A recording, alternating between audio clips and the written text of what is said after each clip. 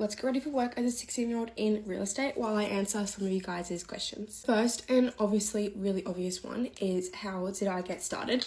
Now, I do have a video in my viral playlist on my profile, although that was made nearly about 10 months ago, and I have learnt so much more about what I'm doing and stuff, so I think I will be making a new video as well. But just a short version, for year 11 and 12 at school, I'm doing a traineeship for real estate while I study my certificate 3, while I work 1 day a week in a real estate agency and 4 days a week at school while studying my certificate online.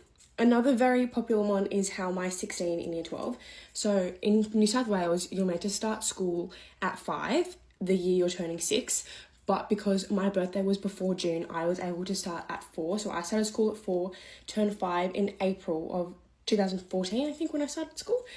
So yeah, that's how I'm 16 in year 12, because I'm a year younger than everyone else around me. I asked a lot on messages, but what's like the money situation in real estate?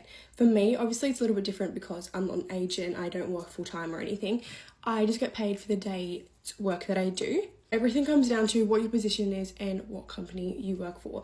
I know some agents do fully commission. They're usually the leader agents because leader agents get more of a commission for selling the house. A secondary agent is usually commission plus salary. So they're on a base salary and then they get their commission on top of that. If you aren't anyone that's getting commission, usually you're just on like your salary. As for property management, every time someone leases a property with you, you get a little commission out of their weekly rent. Obviously, their weekly rent depends on like the size of the house and stuff. So maybe it could be like 5% or something, a little like that.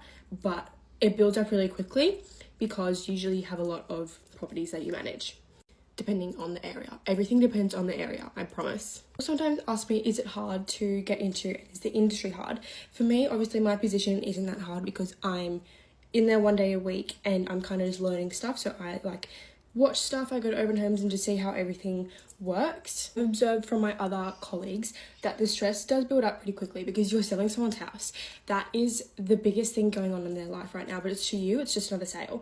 Like, it is the biggest thing going on in their life. It could have been financial difficulties, it could have been a divorce, it could have been someone passing away. Like, it's such a big thing in their life and you need to remember that they're going to be stressed. So you can't get angry at them for constantly calling you, messaging you, asking how the sale is going, because it's the biggest thing going on in their life. Like, that's their number one priority. And obviously there is a lot of money and bank accounts and trust involved. So that's another thing that you need to take into consideration as well. I'm just trying to think if there's any other questions. Okay, there is a few other ways to get into the industry at a young age, not how I'm doing it. You can let's ignore that one. School, you can go to